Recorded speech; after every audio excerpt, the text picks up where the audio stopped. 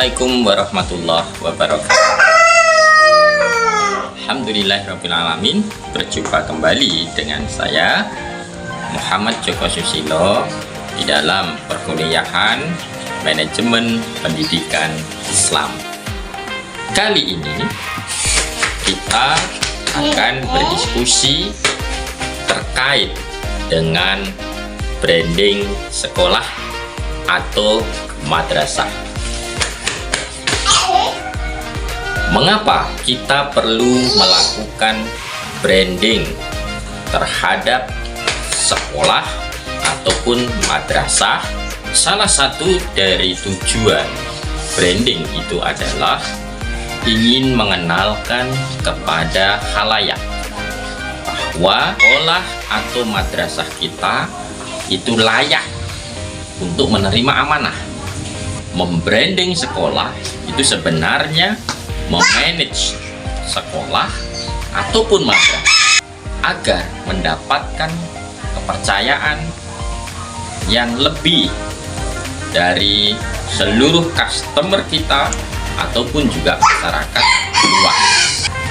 Yang kedua, tujuan membranding itu sebenarnya juga untuk mempertahankan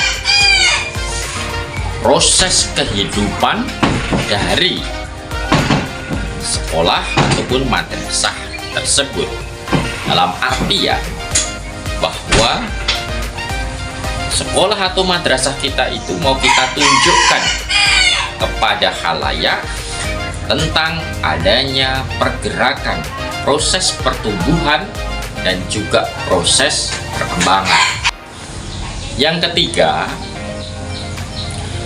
membranding sekolah itu berarti juga menunjukkan eksistensi bahwa sekolah kita itu nyata, sekolah kita itu real, sekolah kita itu layak untuk dipromosikan. Bahkan sekolah kita itu layak untuk menerima amanah sebanyak mungkin dari para orang tua ataupun juga para masyarakat yang akan menyekolahkan, menitipkan putra putrinya.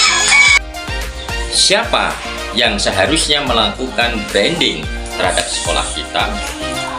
Nah, inilah yang harus kita pahami dalam perkuliahan kita saat ini. Kembali ke pertemuan kemarin, salah satu dari tugas pokok dan fungsi seorang kepala sekolah, kepala madrasah itu adalah memiliki kemampuan kewirausahaan. Nah, membranding sekolah sebenarnya mengimplementasikan dari tuntutan kompetensi kewirausahaan kepala sekolah ataupun kepala madrasah. Jadi, siapa yang melakukan branding? Tidak lain dan tidak bukan jadi sebuah program seorang kepala sekolah ataupun kepala madrasah. Bagaimana cara membranding sekolah? Ini harus kita pikirkan dalam-dalam.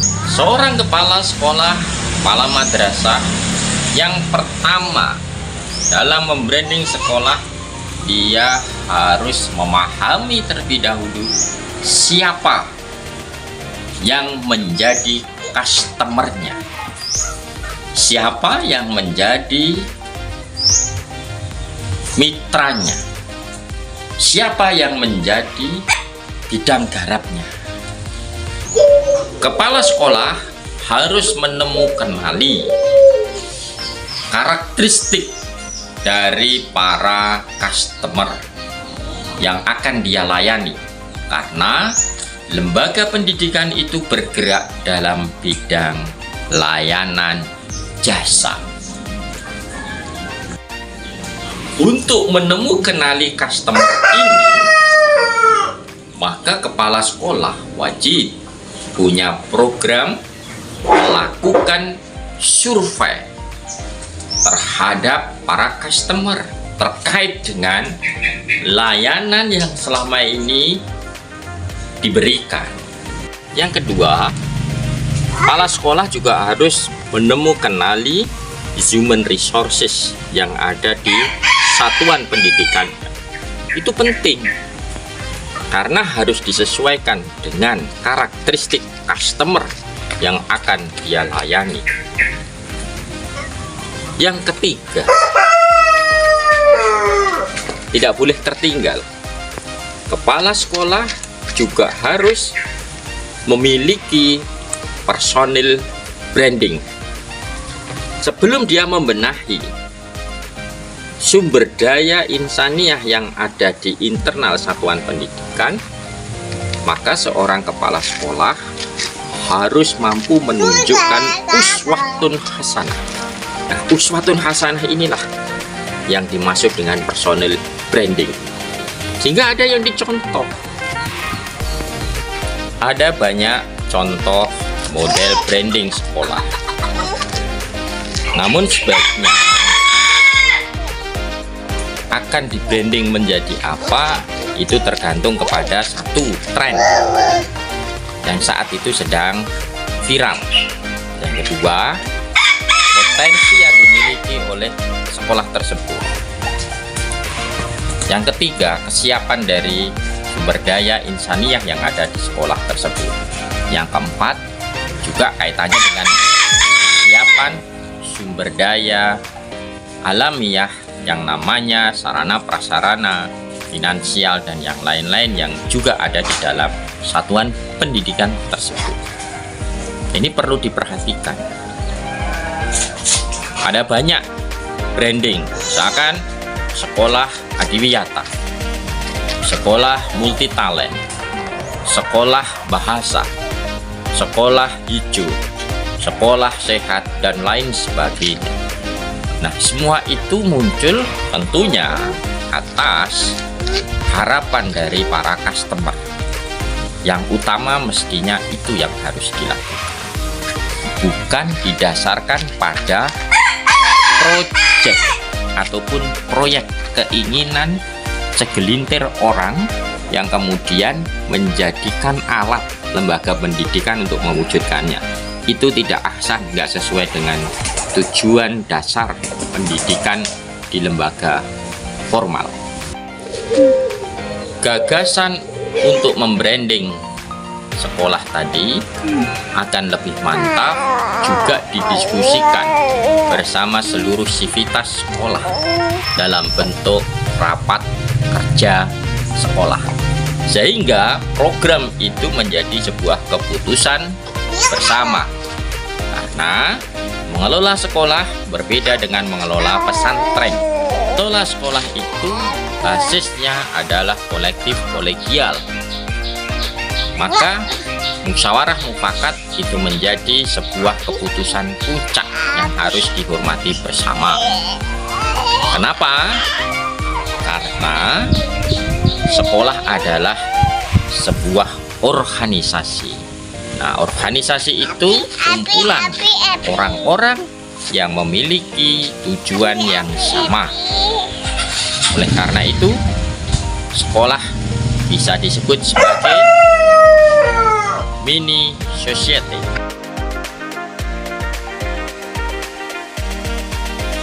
Bagaimana langkah-langkah di dalam membranding sebuah sekolah?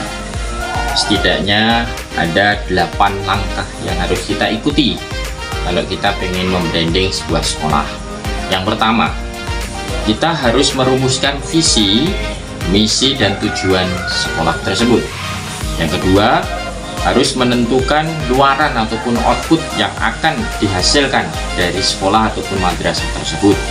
Yang ketiga, membuat slogan yang menarik dari sekolah. Ini penting karena nanti akan diviralkan. Dan yang keempat, itu adalah membentuk tim marketing. Kenapa? Karena sekolah kita ini bukan milik kita. Sekolah kita ini harus kita kelola secara kolektif kolegial. Maka kita perlu orang-orang yang ahli di dalam tim marketing. Yang kelima, itu adalah membuat program pasca sesudah anak-anak keluar dari sekolah kita. Ini juga harus kita openi sebagai bentuk alumni. Dan yang keenam, tentunya tidak boleh tinggal belajar dari kompetitor kita. Kemudian yang ketujuh, itu harus memaksimalkan perkembangan teknologi khususnya di dalam melakukan promosi. Dan yang kedelapan, harus melibatkan dunia usaha juga dunia industri sebagai bagian dari mitra kita. Kalau jenjang kita misalkan di tingkat sekolah dasar, makanya kita harus melibatkan terkait dengan sekolah atasan kita. Misalkan ini SD, maka harus bagian SMP ataupun MT, nah, sanawiyah, atau juga pondok pesantren, di mana sekiranya lulusan kita itu akan menyelesaikan, melanjutkan studinya. Kemudian teman-teman, langkah-langkah tadi, langkah-langkah yang 8 tadi, itu akan bisa kita viralkan sebagai bentuk dari strategi branding untuk membangun image terhadap madrasah kita melalui satu tadi, jargon atau slogan. Jadi dibuat tagline, nah, kemudian visi, misi, makanya itu harus juga dirancang yang kekinian. Terus kemudian juga jangan lupa yang paling urgent juga logo sekolah. Nah, ini juga mencerminkan terkait dengan ke arah mana sekolah ataupun madrasah itu akan dibawa. Nah, mudah-mudahan 8 ini menjadi langkah yang praktis untuk bisa mencapai branding sekolah ataupun madrasah. Nah, insya Allah akan lebih bermanfaat kalau kita coba untuk diskusikan lebih lanjut di dalam membangun branding kita, khususnya untuk menyantarkan sekolah ataupun madrasah kita ini menjadi sekolah ataupun madrasah yang unggul, dipercaya, dan tentunya diminati oleh masyarakat. Saya pernah membuat satu tulisan berupa artikel yang sudah diterbitkan di salah satu jurnal nasional kita. Kalau tidak salah jurnalnya ada di Jurnal Pendidikan Dompet Duafa volume 12 nomor 1 pada tahun 2022 yang lalu. Saya pernah membuat satu tulisan yang saya berikan judul terkait dengan branding ini, strategi branding sekolah dalam meningkatkan animo siswa dan awareness masyarakat. Jadi ternyata sekolah kalau di branding maka akan bisa mampu menjadi daya tarik warga untuk bisa mendaftarkan siswa ataupun putra-putrinya ke sekolah tersebut.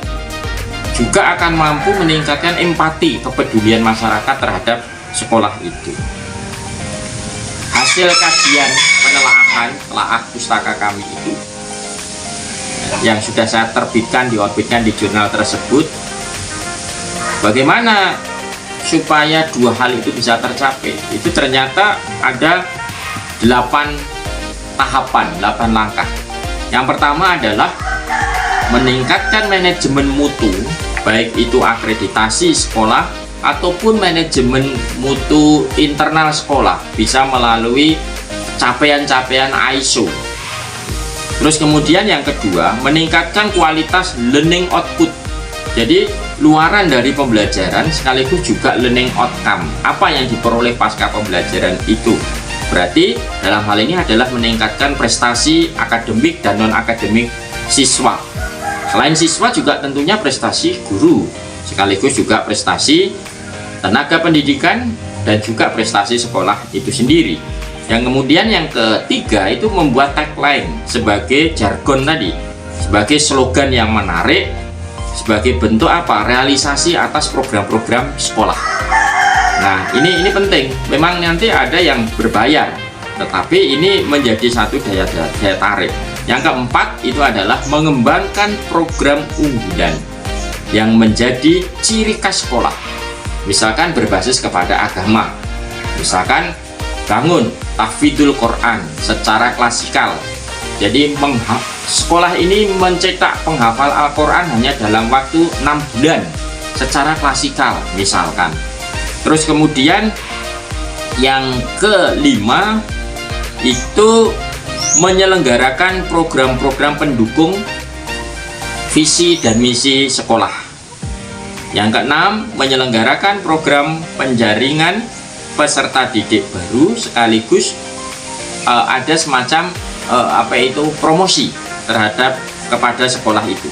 Yang ketujuh, meningkatkan pelayanan prima sebagai bentuk quality assurance, baik itu dari pendidik ataupun tenaga kependidikan. Dan 8, jangan lupa memperkuat jejaring kerjasama dengan masyarakat, sesama sekolah maupun instansi lain yang terkait. Dan kemudian yang puncak, yakni yang ke-9, meningkatkan nilai jual. Nah, ini penting, meningkatkan nilai jual sekolah melalui intensitas unggahan setiap event di media online ataupun offline. Apapun capaiannya, apapun prestasinya, harus dibikin jargon-jargon yang menarik atau diviralkan lah, intinya begitu. Maka insya Allah itu bagian dari strategi branding. Sekecil apapun, baik itu di pengembangan diri ataupun di kegiatan-kegiatan kokurikuler atau kegiatan-kegiatan ekstrakurikuler, apapun itu yang melekat dalam sekolah ataupun madrasah, maka sebaiknya diviralkan dengan cara dibikin berita, kemudian dibikin video, kemudian diupload ataupun diunggah ke medsos ataupun ke media-media cetak. Maka sekolah atau madrasah itu diupayakan harus memiliki tim promosi khusus. Nah, itu yang menjadi kewenangan kepala madrasah ataupun kepala sekolah nanti untuk mengangkat. Tidak perlu banyak orang, 2 atau 3 orang, tapi dia dibayar khusus untuk bisa mempromosikan capaian-capaian sekolahnya. Insya Allah itu menjadi senjata pamungkas yang nanti akan bisa lebih dikenal oleh masyarakat luas. Berikut ini kita sajikan beberapa contoh dari hasil membranding sekolah yang sudah berhasil. Silahkan untuk disimak.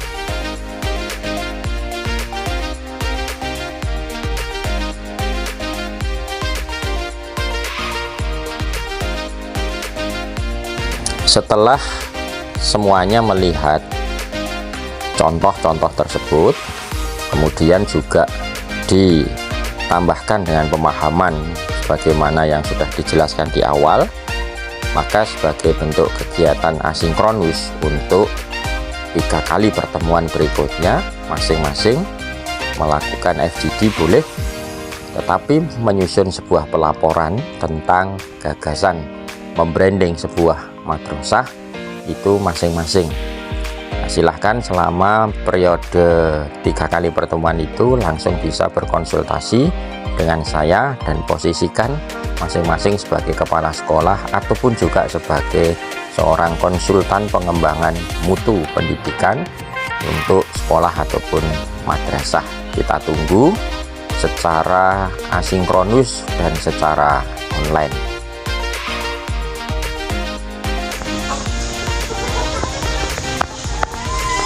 Jadi branding sekolah itu menjadi strategi yang tepat untuk bisa mengangkat dan merubah posisi dari sekolah ataupun madrasah yang dipimpin oleh seorang kepala sekolah. Maka sebaiknya dengan kemampuan kompetensi kewirausahaan yang itu menjadi salah satu tuntutan di dalam salah satu tupoksi amanah sebagai pemimpin, leader, dan manajer di madrasah itu, branding harus segera kenali pada saat dia sudah dilantik menjadi seorang kepala sekolah, kemudian disosialisasikan kepada seluruh warga sekolah ataupun madrasah dan dirumuskan bersama-sama dalam raker, kemudian diwujudkan secara bersama-sama di dalam tim branding sekolah ataupun madrasah. Semoga sekolahnya berubah menjadi sekolah yang unggul, sekolah yang handal, sekolah yang dibanggakan, dan sekolah yang mendapat kepercayaan dari masyarakat. Demikian yang saya sampaikan, semoga ada nilai manfaatnya dan lain waktu bisa kita diskusikan kembali. Assalamualaikum warahmatullahi wabarakatuh.